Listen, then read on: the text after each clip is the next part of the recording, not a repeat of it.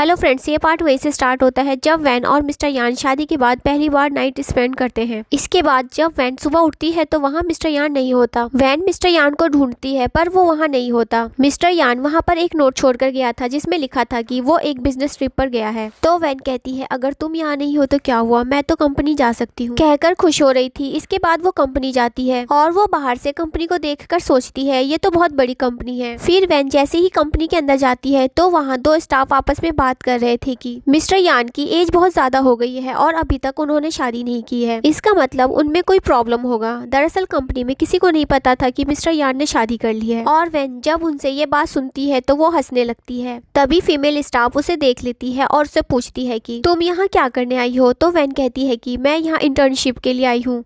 तो फिर वो स्टाफ कहती है कि तुम तो यहाँ काम करने आती हो, तो फिर तुम इतनी डिजाइनर ड्रेस पहनकर क्यों आई हो, या फिर तुम्हें पता चल गया है कि कभी कभी मिस्टर यान यहाँ इंस्पेक्शन के लिए आते हैं, तुम उन्हें सीड्यूस करना चाहती हो क्या। तभी मेल स्टाफ उसे चुप कराता है और वैन को अपने काम पर जाने के लिए कहता है। वैन सोचती है यहाँ के स्टाफ को चेंज करना पड़ेगा और वो वहाँ से चली जाती है। नेक्स्ट सीन में वैन अपना काम कर रही होती है। तभी उसके पास एक लीसा नाम की स्टाफ आती है और वो वैन से कहती है तुम यहाँ न्यू एम्प्लॉय हो ना, और कहती है कि हमारी कंपनी का एक रूल है जो भी न्यू एम्प्लॉय आते हैं वो अपने सभी कलीग्स को कॉफी ट्रीट देते हैं, तो तुम्हें भी देना होगा। तो वैन कहती है मैं यहाँ काम करने आई हूँ, ये सब कुछ करने नहीं। तो बाकी के स्टाफ भी कहते हैं कि हमने भी ये सब किया है, तुम कोई स्पेशल हो क्या जो नहीं करोगी। तो लिसा कहती है जाओ और सबके लिए कॉफी बाय करके लेकर आओ। वैन कॉफी बाय करने जाती है और वो जैसे ही कॉफी लेकर आती है तो लिसा उससे कहती है सभी की कॉफी उसके टेबल पर रख दो। तो वैन जैसे ही कॉफी रखने जा रही थी तो बाकी के कलीग उसे बुली करने के लिए अपना टांग अड़ाकर उसे नीचे गिरा देते हैं और उसे डांटने लगते हैं कि तुम कितनी केयरलेस हो, सारी कॉफी गिरा दी। तो लिसा कहती है कोई बात नहीं, ये जगह क्लीन कर दो और जाकर फिर से कॉफी खरीद कर लेकर आओ, कहकर वहाँ से चली जाती है। तभी एक लड़का वैन की हेल्प करने के लिए आता है पर वैन उसकी हेल्प नहीं लेती। तभी मिस्टर यान वैन को कॉल करता है और कहता है मुझे पता चला है तुम न्यू कंपनी गई हो, क्या मैं तुम्हारे लिए न्यू असिस्टेंट भेज दूं। पर वैन मना कर देती है और वहाँ से जाने लगती है। तभी उसका पैर स्लिप होता है और वो गिरने वाली थी पर वो ऑफिस वाला लड़का उसे संभाल लेता है और तभी एक कलीग उन दोनों की फोटो क्लिक कर लेती है। इसके बाद लिसा वैन को बहुत सारा काम दे देती है और कहती है कि इसे फिनिश करने के बाद ही रेस्ट करना। वैन कहती है कि ये मेरा काम नहीं है तो मैं क्यों करूं। तो लिसा कहती है तुम तो लड़कों को अच्छे से सीड्यूस करती हो। वैन कहती है ये तुम क्या कह रही हो, मैंने किसको सीड्यूस किया। तो लिसा कहती है तुम मुझसे ये कैसे बात कर रही हो, तुम्हें पता भी है कि मैं कौन हूँ। तो उसकी कलीग कहती है कि प्रेसिडेंट के बाद लिसा ही यहाँ पर सब कुछ संभालती है। लिसा उससे कहती है लगता है तुम्हें यहाँ के रूल्स नहीं पता, तुम्हें लेसन सिखाना पड़ेगा, कहकर उसे वॉशरूम लेकर चले जाते हैं और उसे वहाँ बुली करते हुए उस पर पानी फेंक देते हैं और कहते हैं जब तुम यहाँ पर पूरी रात रहोगी तब तुम्हारा अकल ठिकाने आएगा। तो वैन उससे कहती है तुम ऐसे कैसे किसी न्यू एम्प्लॉय को बुली कर सकती हो, तुम्हें डर नहीं लगता अगर न्यू प्रेसिडेंट को पता चलेगा तो वो तुम्हें फायर कर देंगे। तो लिसा कहती है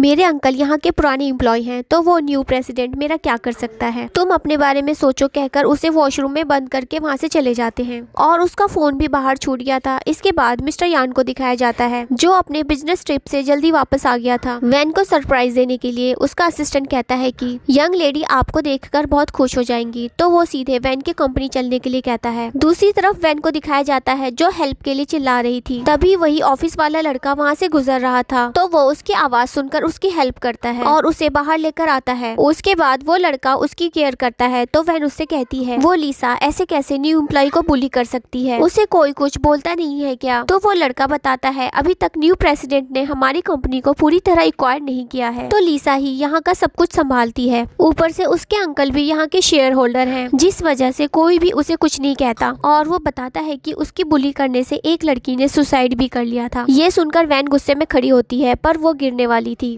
तभी वो लड़का उसे संभाल लेता है और फिर तभी वहाँ पर मिस्टर यान आता है और वो उन दोनों को ऐसे देख लेता है और वो गुस्से में वहाँ से चला जाता है। वैन भी उसे देख लेती है और वो उस लड़के का कोट वापस देकर मिस्टर यान के पीछे जाती है और यहाँ पर ये पार्ट खत्म हो जाता है।